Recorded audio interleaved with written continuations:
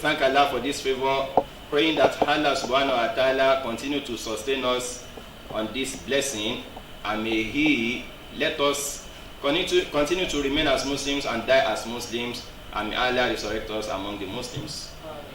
We seek Allah's benediction and mercy upon our noble Prophet Muhammad sallallahu alaihi wasallam, his households, companions, and all those that follow his footsteps to the day of judgment. May we be counted among them.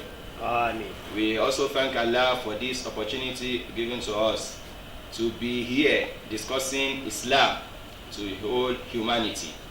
We hope that Allah subhanahu wa ta'ala will benefit mankind with this endeavor, with this effort, and may He subhanahu wa ta'ala reward the organizers and all those that partake in the effort so handsomely.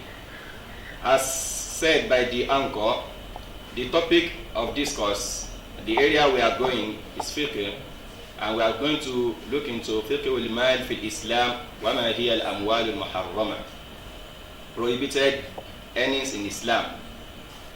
As Muslims, we are to know that our Islam is a complete way of life. It encompasses all aspects of life, and nothing that we need in this life or that is very important for human life that Islam does not talk about. Anything that benefits us, Islam has clarified it. Anything that will harm us, our religion has talked to us about it and has refrained us from it. So among the important aspects of life is financial aspect of life. So because man naturally loves wealth, Allah says, وَتُحِبُّونَ الْمَالَ حُبًّا جَمًّا, and you love to amass wealth, so in a great degree. So, and for this, man will naturally want to exceed his boundary in accumulating wealth. So Allah subhanahu wa ta'ala has laid down principles and regulation to follow so as to make man's life to be guided and to be guarded. For this is an aspect of fiqh that we call fiqh al-mu'amalat. So that aspect of fiqh that talks about mundane life, what we do, how we relate with one another. Because when we talk about transaction, talk about dealings, talk about accumulating wealth or earning wealth, this one is born out of relationship between mankind. So because of this, Allah subhanahu wa ta'ala has regulated our affairs in order for us to be guided.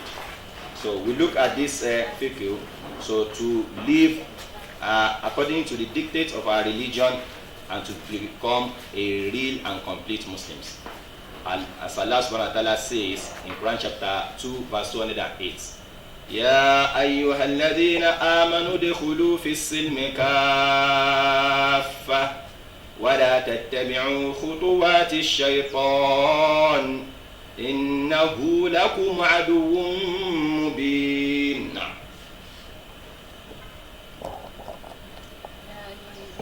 Allah says, oh, you who believe, enter the religion of Islam kafatan, wholeheartedly. That is, all aspects of your life, let it be guided by the religion of Islam. وَلَا تَتَّبِعُوا خُطُوَاتِ الشَّيْطَانِ. Do not follow the footsteps of shaitan. As Allah subhanahu wa ta'ala has his own dictates and regulation on every aspect of life, so also shaitan has his laid plan and instructions to those that will listen to him and will hearken his call, what they would do on this life. So Allah is now calling our attention and cautioning us not to follow shaitan. Wherever you live Islam, you're actually following the footsteps of shaitan. So that is why a Muslim is supposed to be guided and guarded by the dictates of Islam, and as is found in the Quran. Now talking about wealth, we'll be looking at it from two angles. The regulation of Islam concerning earning of wealth is a middle way. It's a middle way between asceticism and license. So some people, they believe that they can do whatever they wish and they can accumulate wealth from whatever means and whatever way.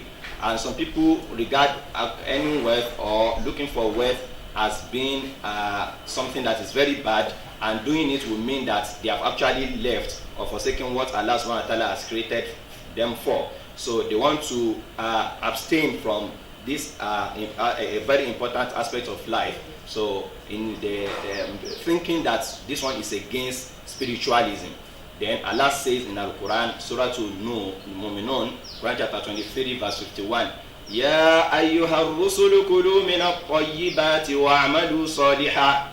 Oh, the messengers, kulu min at-tayyibat, eat from pure things. What is halal, what is lawful. So eat of pure things, wa'amalu salihan, and do righteous deeds. So we want to do righteous deeds, but we still have to eat. We still have to look for what will make our eating easy, what will facilitate it for us, what will make our life easy for us, and that is done through earning wealth and looking for wealth.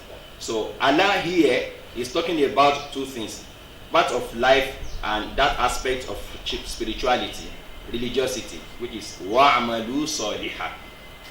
And you can see how Allah subhanahu wa ta'ala has presented it to us. Kulu min at-tayyibat. That is, you have to eat, but mind you, it has to be min at-tayyibat. Allah does not say do not eat. But when you want to eat, just ensure that it is min at-tayyibat, from what is lawful, from what is pure. That means a Muslim cannot eat anyhow, cannot drink anyhow, cannot accumulate wealth anyhow. It has to be guided, it has to be from lawful sources and from pure sources. Wa'amalu salihan.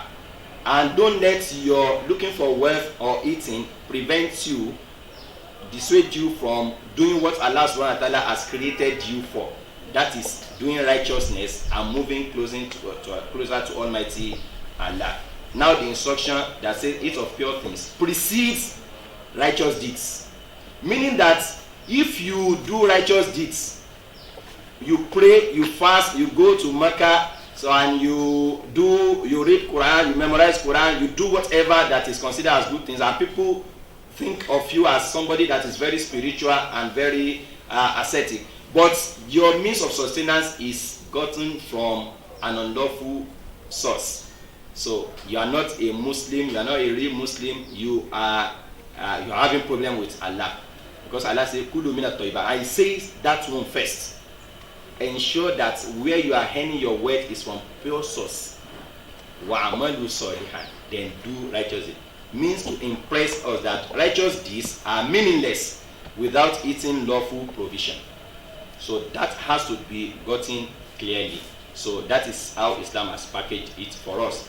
So the meticulous care that is found in Al-Quran and in the way Islam has laid down the principles and regulations, so regulating our lives in terms of this wealth accumulation, so can never be gotten from any other system of life or any other social system that's human-made, that are man-made, that man has laid down, because it condemns as illegal all those means of livelihood which injure morally or materially the interest of an individual, another individual, or a society. So that is the brain or the main thing under the regulations of Islam. So we now want to look into those regulations, so in a way that we draw the message to us. First of all, we have some principles that guide Muslims. When you talk about wealth accumulation, talking about what is halal and what is haram. So we have to first of all know that this aspect is an integral part of Islam. That as a Muslim, we have halal and haram. So this has to be made clear, and we have to internalize it. That you have your way of life is guided. There is something that is halal, there are things that are haram for you. So in all aspects, Allah subhanahu wa ta'ala says in Al-Quran, وَقَدْ فَصَّلَ لَكُمْ مَا حَرَّمَ عَلَيْكُمْ.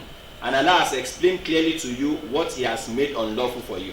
So that means we have to know what are those things that are haram, for us to know what are those things that are halal for us. For some people, they do not discriminate between things. Everything is halal. But for Muslims that want to seek Allah's pleasure and want to have eternal bliss and blessing before Almighty Allah. So you have to know what is haram for you to know what is halal for you. So secondly is that knowing this or guiding our lives with this regulation, so we attract reward. So not doing that, we attract punishment. So it's a matter of reward and punishment when we are talking about wealth accumulation. So for the sources you get your wealth from, so we either make you entitled to Allah's reward or make you entitled to Allah's punishment. So, and some people will be doomed in the day of judgment, not because they did not pray or they did not fast, but because of where they got their sources of sustenance, livelihood. And you can find that in the hadith of Prophet Muhammad, where it says that no one will leave the sight of Almighty Allah in the day of judgment until he answers 4 questions, among which is amalihi min aina ihtasabahu wa fima anfaqahu. His wealth, where has he gotten it from? Where did he spend it on? What did he spend it on? So we have 2 questions to answer concerning wealth. So the sources of the wealth and how we expended the wealth, how we use the wealth. So that means we have to make sure that we follow Allah's regulation concerning Allah's sources of income, and we have to beware. So and be cautious of where we spend our money. Some people will pass in the sources they got their wealth from, but talking about how they spend it, so they will fail. And some people will fail from both ends. Mind you, we cannot get somebody that will pass from the way where he spent the money and will not pass from where he got the money from. Because if you get the money from unlawful way, so spending it in unlawful thing will not make it rewardable, will not cleanse you of that sin of getting it from unlawful place. I think the message is clear. You get the money, the wealth from an unlawful source, and now want to spend it to do what is lawful. Inna Allah ta'ala tayyibun la yaqbalu illa tayyiban. Allah is pure and he will not accept anything except that which is pure. So that means you can pass in spending it to unlawful place, but you pass by getting it from lawful place, but you fail spending it on unlawful place. But you cannot pass if you get it from unlawful place. The message is clear, right? Yes. So okay. So no, I don't want somebody to have that impression that okay, if I get it from unlawful source, then I will spend it to lawful places. So it doesn't make it acceptable in the sight of Almighty Allah. So we have examples abound concerning those that have failed in this aspect. So you get money from unlawful sources, and I will not accept it from you. It is also connected with character. Some people, when you talk about religiosity, they think it's only limited to when you are praying, you are fasting, you are reading Quran, or you portray yourself as Muslim, as a religious person, maybe by means of your appearance or what you put on or the name people call you or the appellation given to you. That does not make you religious. That is why Prophet says, Ad-dinu husnul khuluq. Religiosity is also morality. They are together. You cannot separate morality from religiosity. So it is now that we are separating it. We are trying to separate it, but Allah does not separate morality from religiosity, and Islam does not separate it. That is why you see that all acts of worship, all our rituals, one of the goals and the objectives of those rituals is that they give somebody that actually do the ibadat, the rituals, so they benefit them with good morals. So, but now you see some people, they are allergic, they pray, they fast, but when it comes to their sources of income, maybe they are in marketplace, or they are rendering services for people, or they are in government, they are government official or public, or they want to separate that one from their religiosity. They say, okay, this is a way of living, a way of life. So means of sustenance is gotten here. So we shouldn't guide ourselves with religion here. Otherwise, one will just suffer, one will just starve himself. So you will hear them say that we are in the market, we are not in the mosque. Let that all Allah who call our Rasul be limited to where? To mosque. But here it is shaitan that controls and takes the affairs of this place. If you want to get money here, you have to what? You have to follow shaitan. Because money, real money, if you want to get it, it is shaitan that will give it to you. But after getting the money, don't worry, we are going to spend it, build mosque, and we'll send people to Makkah. So that makes them to lack character and morality. So in that aspect. Meanwhile, if you want to know somebody that is mannered and that has character, excellent in his or her character, look at that person in where he gets his place of living. You see some people, they are Muslims. They will even portray themselves as Muslim, and in their appearance people will say, but they will tell lies because they want to get money from you, because they want to sell market to you, because they want to render a service to you. They will sell fake and call it original one, and they will tell lies. They will promise they will not fulfill it. That has affected their character. So any wealth can affect your character and can portray you as somebody that is having excellent and good character. So it's very important that we take this aspect seriously. Then wealth in the sight of Islam, in Islamic perspective, is a means to an end and not an end in itself. So we should see wealth like that. Some people are taking wealth as if it's just a goal. So إنما الدنيا طعام وشراب ومنام فإذا فاتك منها فعلى الدنيا سلام. That this life is just to eat, wine and dine and sleep and get a luxury of life to enjoy. If you have missed all this, then say bye-bye to this world. This world, life is not worth living if you don't have wealth. So they want to have it as a matter of do or die affairs. Then Islam has taken seriously self-policing. So in this issue of wealth accumulation, that's why you see in the time of Prophet Muhammad, you see somebody that will come and declare himself that I'm having wealth and I want to remove my zakat. When somebody is hiding and is even telling lies to get money, and prophets will send somebody to go and collect zakat from some people, and the person that is supposed to collect the zakat will say, okay, this is the amount that is payable from your wealth, and the person will feel like, oh, this one is too small. Will I now give Allah this one? No, I'm not going to do that. I have to. And this one will say, I will not collect that because this is what I am supposed to collect from you. They will take it to the prophet. The prophet now say, okay, this one is what is compulsory, but the one you are giving extra will attract extra reward. Yeah. You see, there are some people. So they will police themselves. And you see somebody that has procured a land, purchased a land, and find a gold in the land. I will now call the person that sold the land for him that, okay, I only bought land from you. I did not buy this gold that I found there. Please collect your gold. And the person that sold the land will now say that, okay, I'll sold the land and what it contains for you. So if I now collect this gold from you, it's as if I'm collecting what does not belong to me. No, I'm not going to collect this. No, I'm not going to. So they are now fighting on who owns the gold. So everybody wants to free himself from it. You can now just suppose what is happening in our own land. They will now take it to the prophet. People will now say, okay, let us settle it among you. So it's self-policing. It's very important. So because there are ways, no matter what scholars say, you still find some ways that you have to be cautious yourself and to be conscious of Allah and prevent yourself from accumulating wealth in an unlawful way. So Islam has these principles that I'm about to say concerning the issue of halal and haram. So when it talks about wealth accumulation as part of our social life, aspect that are beyond rituals, we call it mu'amalat. Every other aspect besides rituals are mu'amalat. So among which is that economic aspect of life. So first one is that al-aslu fil ashiya al-ibaha.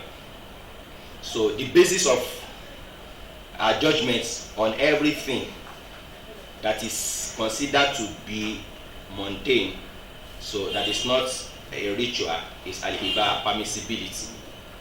That is, you can say that, okay, this one is halal, eating this is halal, drinking this is halal, watching this is halal, wearing this is halal, until you find an evidence that says it is what? So haram. That's the first principle. That is, لا يشرع في العبادة إلا بشرع الله ولا يحرم في العادات إلا بتحريم الله. Anything that is ritual can only be legalized by Allah. Anything that is mundane can only be prohibited by whom alone? Allah alone. That's the first principle. So if anybody say, okay, this wealth, this way of earning wealth, or this particular source of income is what? Haram. So that person is supposed to bring what? An evidence that prohibits it. Secondly, at-tahlil wa tahrim haqqun lillahi wahda. Prohibiting something or legalizing something is only Allah's duty. It is only Allah that has that authority to say this thing is halal, this thing is what? Haram. No one has it besides him. That is the second thing. The third one, at-tahrim yatba'u al-khubutha wad-darar. Anything that you find that Allah subhanahu wa ta'ala or his prophet or the Quran has said this one is haram, you must know that that thing is impure or that thing is harmful. Because Allah says, يُحِلُّ لَهُمُ الطَّيِّبَاتِ وَيُحَرِّمُ عَلَيْهِمُ الْخَبَائِثِ. Allah only makes lawful whatever that is pure and makes unlawful what is harmful, what is impure. So, if something is harmful, for example, this thing is harmful to individual or to community, you know that thing is what? It's haram. So you must not attribute any benefit or any good thing to what Allah subhanahu wa ta'ala has said, declared to be unlawful, because you find the harmful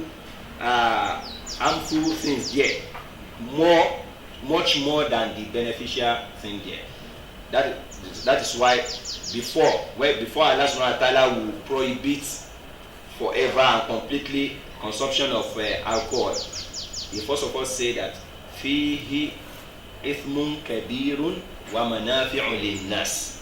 So great sin is there, but people still derive some benefits from it. So it doesn't mean that okay, some things are not beneficial, but if Allah say this thing is unlawful, know for sure that that thing is much more harmful. So, and as a reasonable person, you must know that there is nothing in this life that is completely pure, that is completely beneficial and doesn't have harm, no matter how little. And there is nothing that is completely harmful that doesn't have what benefits. So, but what are we now going to consider? We are going to consider the degree of benefit and the degree of harm. So, and Allah subhanahu wa ta'ala knows better than us. He has relieved us of this stress of trying to know what is lawful, what is harmful in every details of life. So he has prohibited some things and made some things unlawful for us, and we should not question his authority. Another thing, which is number 4, is that fil halal ma yughni anil haram. We have what is halal that are so much than what is haram. So, and we should get satisfied. There is satisfaction in what Allah subhanahu wa ta'ala has made lawful. So, beyond the little thing that he has made unlawful for us. So, you should not leave that unlawful one and be limiting yourself to what is Allah subhanahu wa ta'ala has made unlawful. So, you want to use alcohol to add to prepare your medicine, for example, and water is there. So some other drinks that are also permissible are there, but you have limited your thinking to that alcohol alone, believing that it is the only one that will give you that cure. So you have seen a particular source of income that is presenting himself to you free of charge, that okay, this is a pure source of income, this is an easy way of income, but that easy way of income has been prohibited by Islam. It just behoves you to do what? To just have that mindset that I'm not going to pursue this unlawful one, and open your eyes. So immediately you'll be seeing those lawful sources that will appear to you. But as long as you are looking at that unlawful source, you will not be able to what? To see those lawful ones. But we are telling you that the lawful sources, the lawful things in this life that Allah has made lawful are much more than the unlawful one. Then, ma adda ila haram fahuwa haram.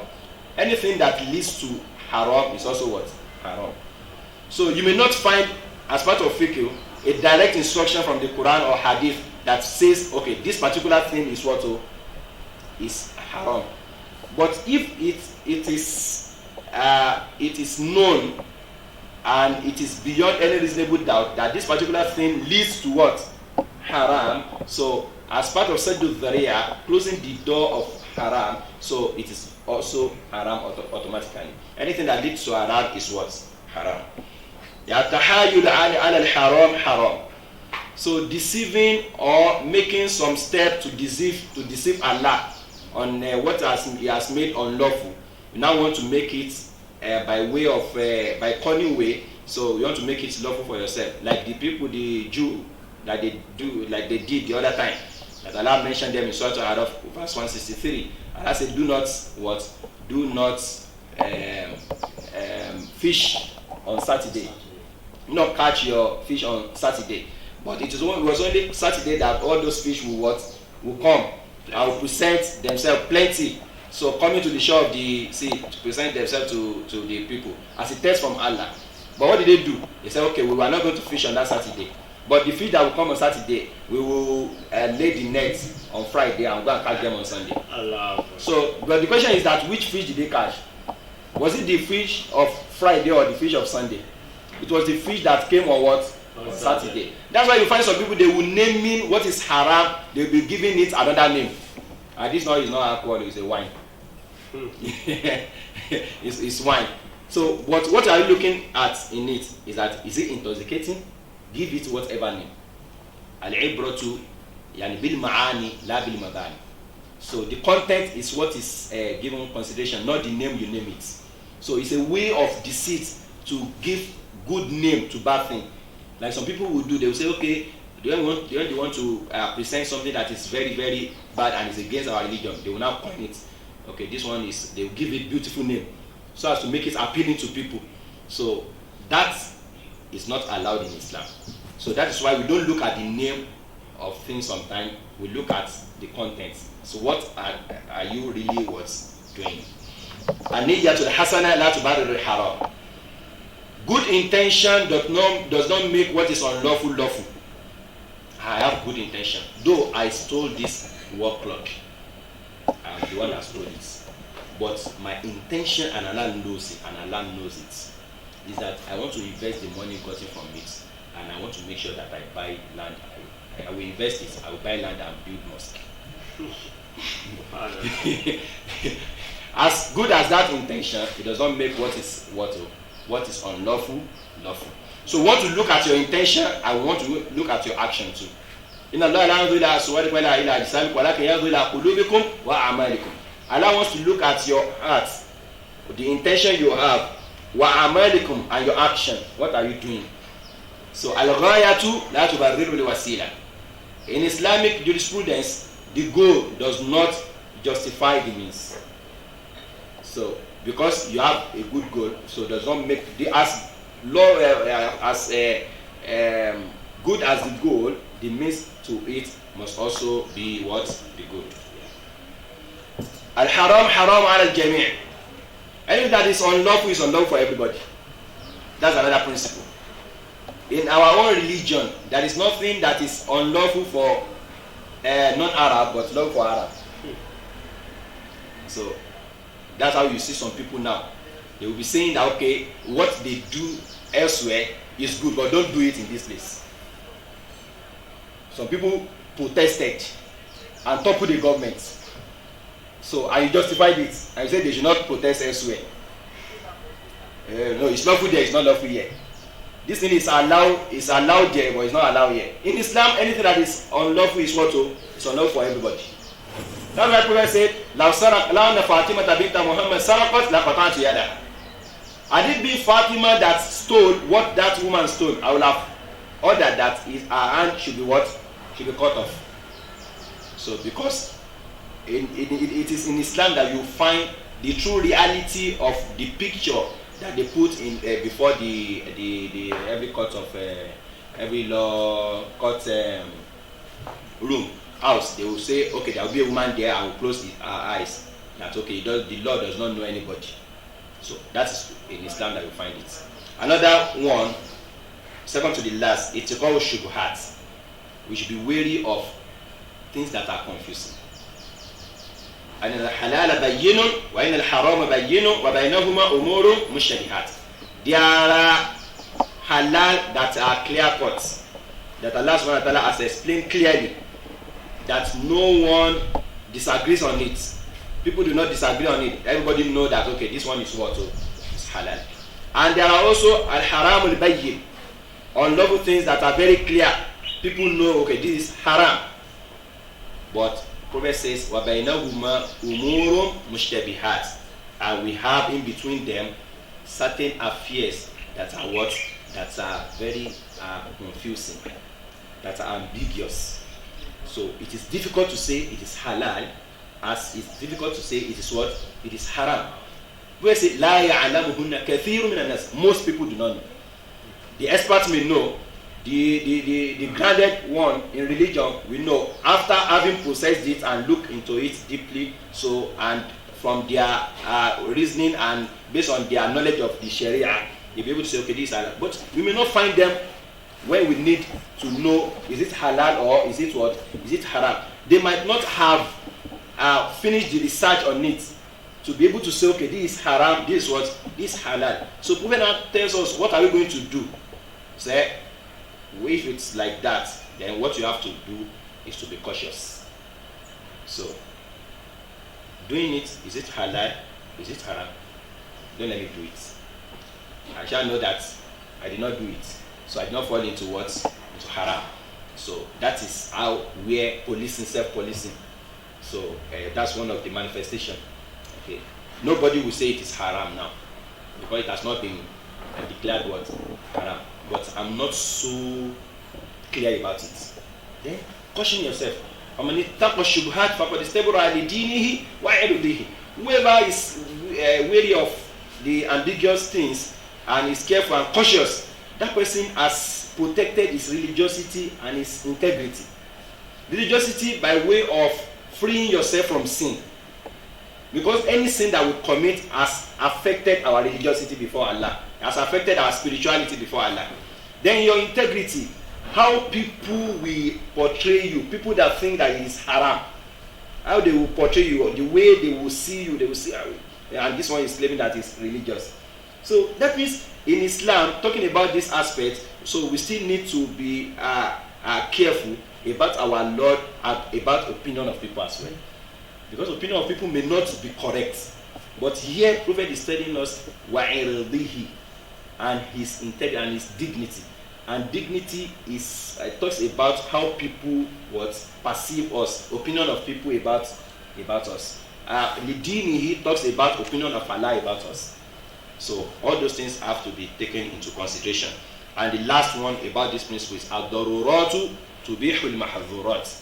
So when somebody is now in dear need so of thing and it can affect his life, so what is unlawful will now become what?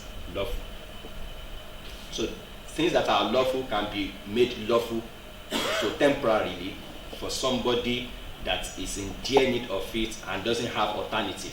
So you are almost dying, you don't have something to eat, so and you see pork and you see dead animal, so somebody can take just the minimum that he will need to sustain his life.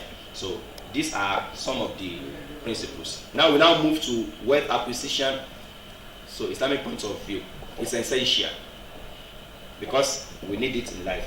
We need wealth. Even to be religious, we need wealth. So we need mosque. So people don't have mosque. They will be looking for money to get what? To get mosque. It is also arguments. Al-mal wal banuna zinatu hayati dunya. When you have money, so it beautifies your life. So you look good, you put on good clothes, you live in a decent home, and you have a good car. Like that, it's an adornment. So and Allah subhanahu wa ta'ala does not prohibits adamant for man. قُلْ مَنْ حَرَّمَ زِينَةَ اللَّهِ الَّتِي أَخْرَجَ لِعِبَادِهِ وَالطَّيِّبَاتِ مِنَ الرِّزْقِ. Who has made unlawful those adamants of life that Allah subhanahu wa ta'ala has brought out for his servants. So قُلْ هِيَ لِلَّذِينَ آمَنُوا فِي الْحَيَاةِ الدُّنْيَا خَالِصَةً يَوْمَ الْقِيَامَةِ. So it is even for those who believe in this life to enjoy. So that is one of the perspective of Islam concerning wealth. Natural desire is a natural desire. So like we said, kalla inna Allah say wa tuhibbuna al-mala hubban jamma wa innahu li hubbi al-khairi la shadid. Al-khair there is also wealth, money. Hubbi al-khair. Man has that strong desire for wealth accumulation. Then Islam wants us to live as human beings, not as angel. So, and if you are human, then definitely, so you will love good things. And one of the good things of life is what? Is wealth. Then, among the perspective of Islam is that wealth is Allah's, and is thus regulated by Allah. Al-malu malullah. Al-malu malullah. Even if you have it, and you are thinking that you have done this or that, some people have done those things and do not have wealth. That's why Allah says, وَآتُوا مِن مَالِ اللَّهِ الَّذِي آتَاكُمْ, and give the needy ones. So from Allah's wealth that He has given you, وَأَنْفِقُوا مِمَّا جَعَلَكُمْ مُسْتَخْلَفِينَ فِيهِ, spend it from what Allah subhanahu wa ta'ala has entrusted with you, or has entrusted you with. So because it is Allah's, that is why He's now regulating it for us. So we now follow the regulation. Then lastly, it's a trial. إِنَّمَا أَمْوَالُكُمْ وَأَوْلَادُكُمْ فِتْنَةٌ. It's a trial. So you think that you are undergoing trial because you don't have money now. When you have money, you bring another trial. There are certain problems that do not affect the poor ones. But when you have money now, you now know that okay, problem just starts. So here in Nigeria, we'll be thinking that our problem is that we lack this, we lack that. When you now get those things, you now see that other phases of problem will now feature.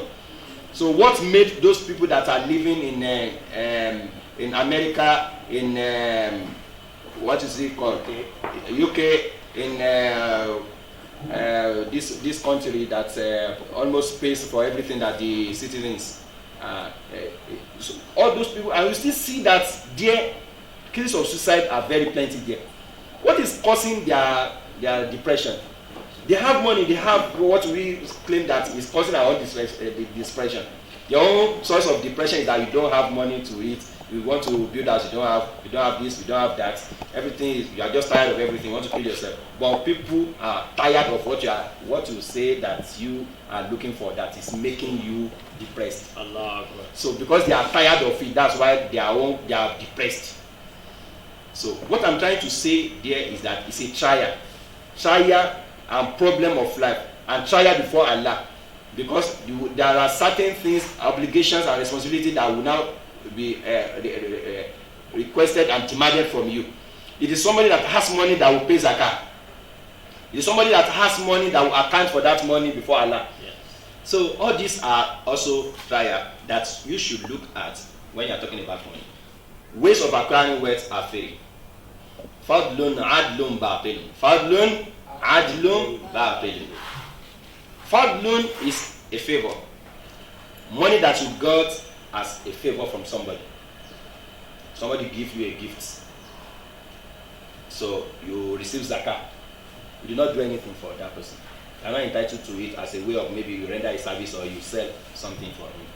It's a fadl. Somebody gives you sadaqah. Somebody just writes wasiya and say give this person. It is not your you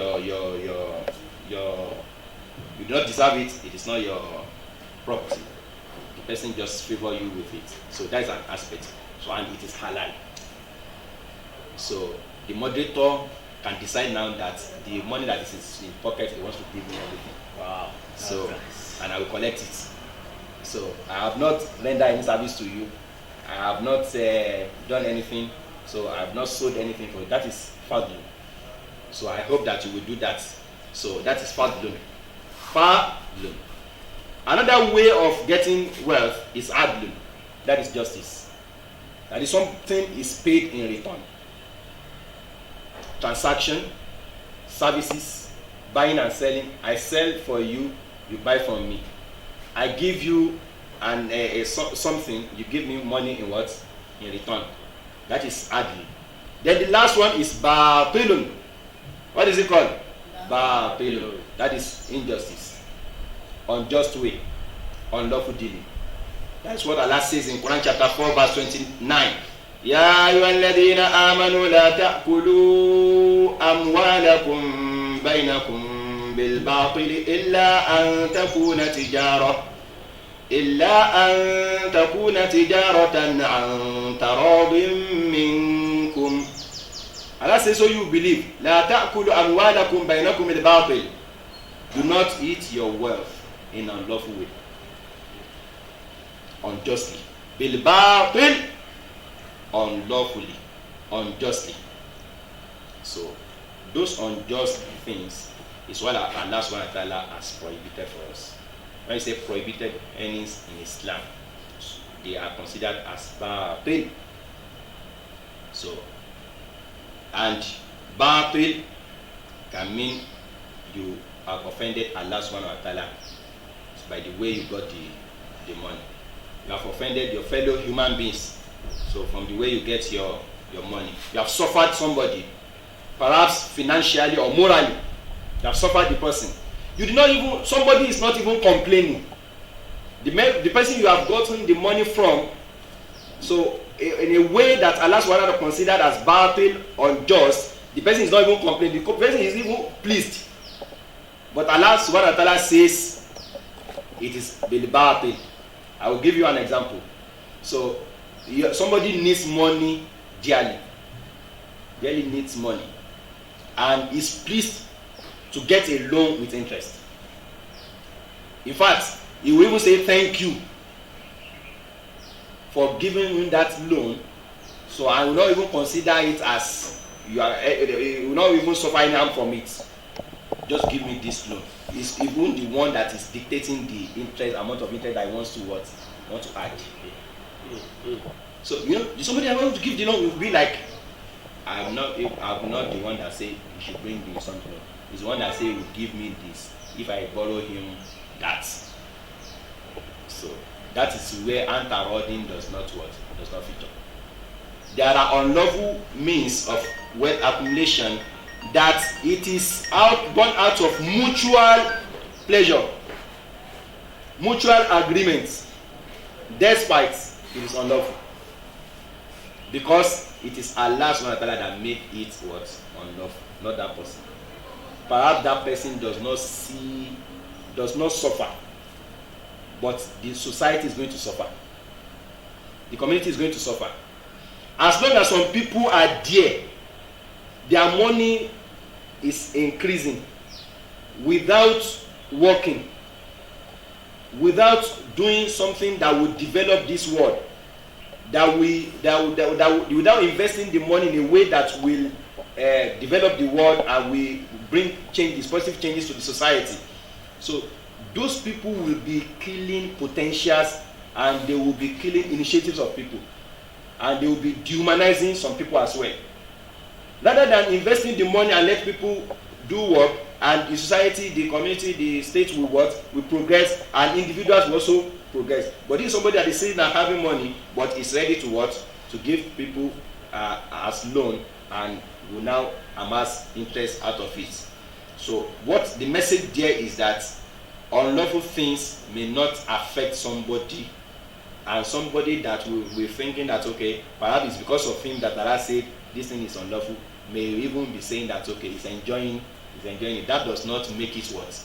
Lawful. So that is why we want to consider these 5 things, prohibited earnings. We want to categorize them into 5. So first is earning from impure objects. There are objects that Allah has made unlawful. I say these things are haram, like pork now. So like alcohol, like dogs, selling it. All those things, it is Allah that say, okay, I'm forbidding you from dealing in these things. You cannot eat it. So you cannot drink it. So you cannot engage in it. You cannot make those things as your own source of what? Source of income.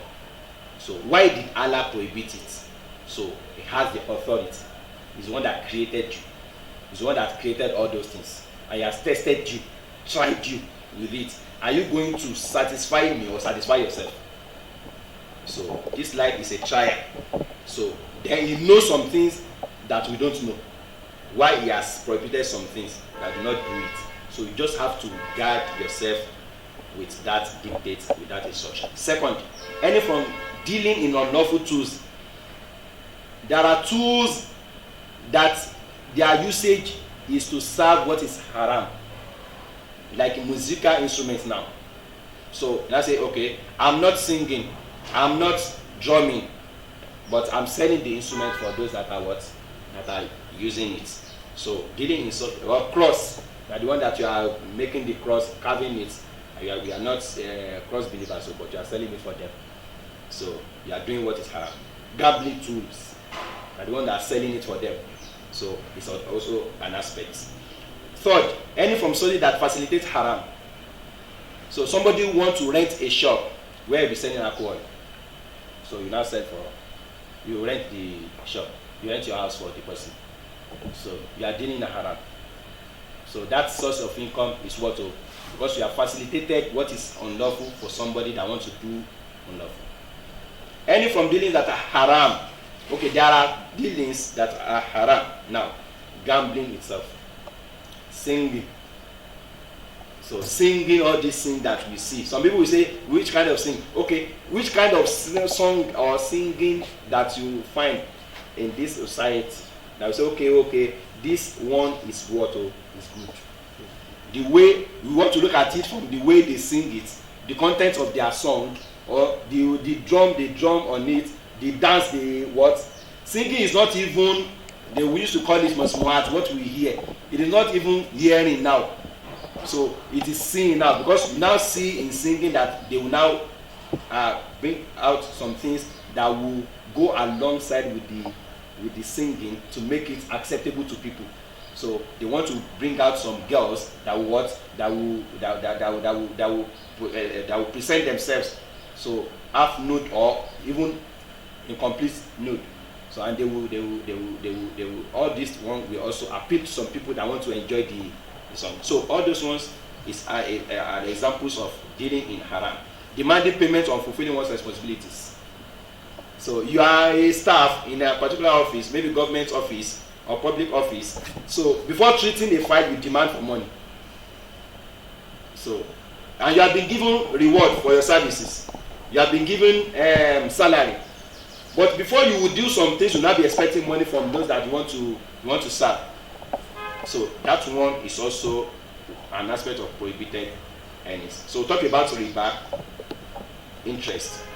So it is very, very clear, and everybody knows the position of Islam concerning riba. And Allah subhanahu wa ta'ala says it unequivocally in the Quran. So how is very, very unlawful, and the punishment that is attainable for somebody that engages. In fact, Allah subhanahu wa ta'ala says about riba, interest, what he does not say concerning any other unlawful dealing. He says, فَمَنْ لَمْ تَفْعَلُوا فَأَذَانُوا بِحَرْبٍ مِنَ اللَّهِ وَرَسُولِهِ. If you don't do what you have been instructed, then be ready for war from Allah and His Messenger. May Allah subhanahu wa ta'ala protect us from bank interest. It's a form of a riba. And some people that borrow money from cooperative and you add interest. So you have to look for Islamic alternative, cooperative as an alternative. But with caution. Some people are also engaging in Islamic cooperative, but it's only name now. Some people are not even guiding themselves with the dictate of Islam. They will still be maneuvering it such a way that what is haram, so will still be found in it. So you want to buy a product for somebody, so and you want to sell it for him, so you don't give that person money. So the financing house will go and buy it, so and sell it for the person. Not that you give the person money. So if you give the person money, it's no more bail murabaha. You give the person money, is the one that is going to buy it and is paying more than the amount that you. That means we did not sell anything for him. So we should be careful. It is not the name that will make what we are doing to be lawful. It is the content and how we do it. Very, very important. So Islam encourages investment, but this capitalism encourages hoarding and is against human development. Because And that's why you see some people, they are changing notes. Bring old notes and come and collect new notes. And you see people doing it because you want to go to Owambe. You want to go to ceremony and party. You want to spend what? New notes. So you give them maybe 1,100 naira, you get 1,000.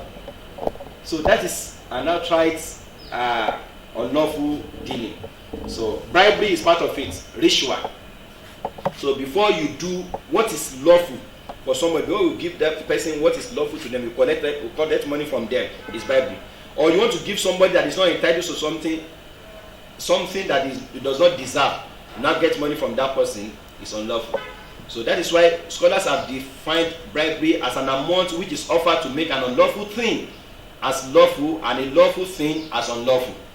What is lawful to somebody? So if you deny the person, so you make it unlawful for him. Because if it is lawful, then you should get it, it is right. But you say you will pay money before you can get it. So you make it unlawful for the person. Somebody is not entitled to it, so you give it to the person. So because you have collected the money from the person, bring money, I will give you this thing. Though you are not the one that you are supposed to get it, but I will give it to give me money. That is bribery. And Prophet is ready to have said that Allah has caused the one who offers bribery and the one who takes it and the one who even mediates between them. Gambling is part of it. And see how plenty it is in our environment now. So even mere proposal that you say somebody, come let's bet. Prophet says that you say come let's bet is a sin. And the kafara is for you to go and do sadaqah. Let us bet. And you do not bet eventually. So you are going to offer sadaqah to cleanse yourself of that sin. So for us to know how grievous it is. Why is gambling prohibited? Because the total gain of the winner is an outcome of the total loss of the loser. Somebody is losing and somebody is gaining. The total loss is the total gain of the winner. And this transaction does not increase the national wealth or production in any way. So not that you have done something that will benefit the society and that will benefit the individual. So the money or material involved merely exchanges hands. So let us gamble. Bring your money, I take it all or I lose it all. And we have not done something that is going to affect the society positively. So indulging in qimar is a complete intellectual bankruptcy of a society. Any society that allows and encourages this form of playing with games of chance, so it is a bankrupt society. And you see now, some network providers, they'll be telling you to do this and to buy some recharge card, to play some game, and you get this. So they are going to reward maybe like 1 or 2, 3 people in a day, and several thousands of people will have subscribed. 50 naira. That is gambling. So Islam does not encourage that. It is haram, it is unlawful. And these are the people that are supposed to be benefiting the society and to be improving our welfare.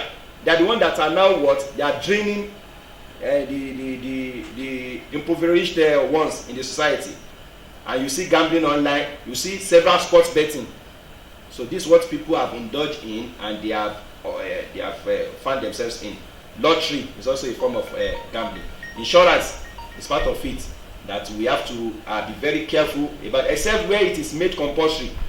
So insurance is a form of gambling, because you will say you are insuring this, you are insuring that, and you are putting money, and it is only few people that will benefit from it. So you have put your money in. So Islamic insurance, takaful insurance is the alternative. So we have to look into that and make sure that we caution ourselves. There are forms of unlawful dealing that are very plenty in our society now. And you see some people, they have given in. They have considered it to be the order of the day. That what can we do? So that is why scholars have said where it is not made compulsory that before you can be given this work, or like a government official now, okay, you are going to subscribe to this insurance. It's part of the something. Where it is just free and it's just optional, so you don't need to do that because it's a form of interest as well. You look for alternative from an Islamic. So needless to talk about theft, robbery, and corruption. Corruption is the order of the day now. Almost everyone is corrupt. So from here and there, any money that you get unlawfully that you do not deserve, so you are going to account for it before Almighty Allah in the day of judgment. So we should be careful, because there are repercussions for any wealth from unlawful ways. One of it is that the prayer will be rejected.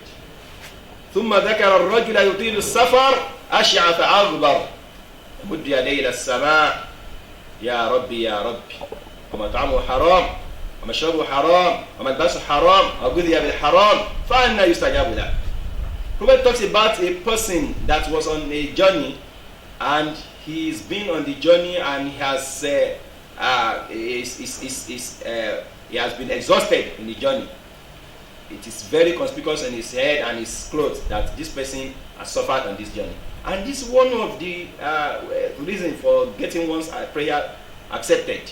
And he's now stretching his hand towards Allah. Oh Allah, do this for me, Allah, do this for me. But look at this man. He's eating from Allah, a haram source. He's drinking, it's from haram. His clothes is gotten from haram source. And his entire life, so means of sustenance, all of it, they are gotten from a haram source. And now would these prayers be answered? And prophets, we will remind ourselves of that companion of prophets, Sa'ad bin Abi Waqqas, that went to him and said, Ya Rasulullah, O Messenger of Allah, help me to beg Allah. Ask Allah on my behalf. I want to be somebody that will pray, supplicate to him, and after finishing the supplication, the prayer will be answered immediately. I want to have all my prayers answered. Prophet says, to stajab da'watu. Ensure that your means of sustenance is gotten from halal, then your prayer shall be what? Answered. Blessing will be removed from our wealth. So if you get them from unlawful way, Allah will remove the blessing. فَإِنْ صَدَقَا وَبَيَّنَا بُورِكَ لَهُمَا فِي بَعِيمًا وَإِنْ كَتَمَا كَذَبَا وَكَتَمَا مُحِقَتْ بَرَكَاتُ بَعِيمًا. If they tell lie and they betray each other, Allah will remove the blessing from it. Any way, anything you do, and you do it in an unlawful way, Allah will remove the barakah. And you know what is barakah? Blessing of Almighty Allah. So it is a matter of quality, not quantity. What is the benefit of the quantity that does not give you quality life? That what is life? The benefits of a life that you are enjoying now, and the enjoyment does not last. What is the benefit of an enjoyment that will give you eternal perdition, eternal destruction? The third one, loss and destruction. So destruction, Allah subhanahu wa ta'ala will wage war against somebody that's engaged in unlawful thing, as he said in Quran chapter 2 verse 279. Father no be harubi min Allahi wa rasuli, expecting war from Almighty Allah. Because somebody that is engaging in haram is indirectly telling Allah that I'm not following your instruction. Do your work. And the last one is Allah's wrath. May Allah subhanahu wa ta'ala protect and save us from his wrath. So let us be careful and ensure that our means of sustenance are gotten from Allah. There are things that are ambiguous that we need to caution ourselves on. We pray that Almighty Allah subhanahu wa ta'ala so make this little that has been said beneficial to us, and may He give us the wherewithal, the ability to guide our lives and guide our lives with it.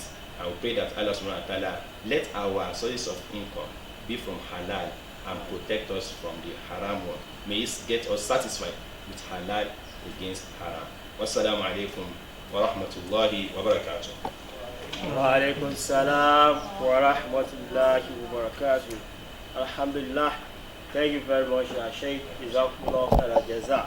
It has been a very interesting session engaging with you on prohibited earnings. Sincerely, we have learned a lot from you. We pray that Almighty Allah continue to increase you in wisdom, knowledge, and all what your hearts desire, inshallah.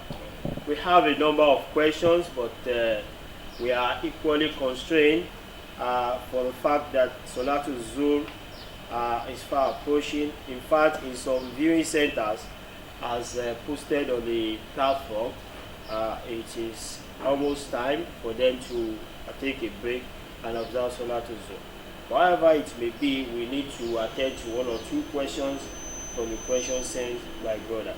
So I want Ustaz to quickly take this question. It's from TMC Ile-Ife Viewing Center. He said it's affiliate marketing halal, as where you earn commission from linking buyers to the sellers. You earn commission while you are linking buyers to sellers. Is it halal? So if the company you are linking buyers to are engaging in halal, so you are rendering a service. It's like somebody that is getting customers for a particular company. So it's a service you are arranging. So you can get commission from that. We hope that it's halal. Okay. There's another word here from TMC Mushin Viewing Center. They said, how do we cleanse our wealth from the interest that banks give on our saving account that we do not even require over many years? So the best is to get out of it completely. So if you are in need, then we do takhallus. That is, know the amount that you have dropped here and only take those amounts that you have put there. So it's very important. And the one that's added, those that are added, so we can leave it there. So some scholars say that's okay.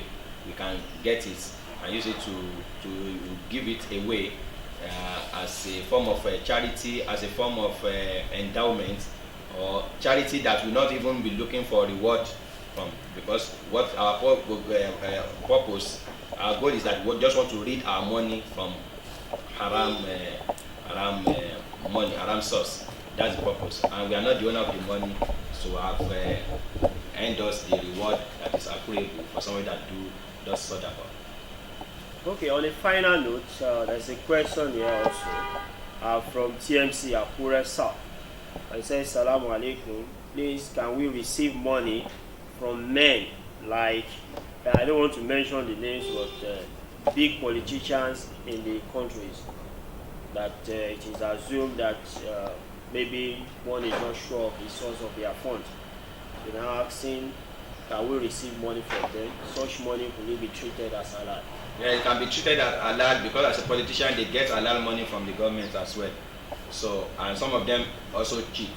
So since they have a halal source from their money, so if they give us money, so it's halal for us. All right, thank you very much, Ustaz Al-Imam Al-Hafiz Al-Quran. Just like I said when we are starting the program, that our scholar that has just come here to teach us on the prohibited earning in Islam is an Hafiz Al-Quran, and is also a manifestation of Hadith, somebody that bear Abdul Hafiz and is now the Hafiz Al-Quran Al-Imam. We pray to Almighty Allah to continue guiding you with wisdom and knowledge. May Allah continue to preserve you for the benefit of humanity. So thank you very much. Jazakumullahu khairan jaza. Viewers at home, before we call it a day on this session, do remember that inshallah by 4:30 today we shall be commencing the last session, which is Tafsir al-Quran by an erudite scholar that will be introduced to you as soon as the time unfolds. So we'll be on break shortly, and inshallah we'll be meeting you at that session. But before you go, I would like to remind you that just like we said earlier, you can donate to support our programs. We appreciate those who have donated. We have seen 10,000 naira, we have seen 50,000. You see people donating from far and wide, from all parts of the nation. So we urge you to pay to our Zenith Bank account and any other means through which you can support the programs. May Allah continue to support you. And just like we also said, inshallah, at the closing session, we have invited the best viewing center. We shall reward the viewing center, likewise the best participant in the 28th edition of National Islamic Training Program. We thank you all for being part of the success story of the 28th edition of National Islamic Training Program. We do hope that you will join us for the final session by 4:30 p.m. today. May Allah continue to preserve us and accept all what we are doing as out of ibadah from each and every one of us. Wassalamu alaikum wa rahmatullahi wa barakatuh.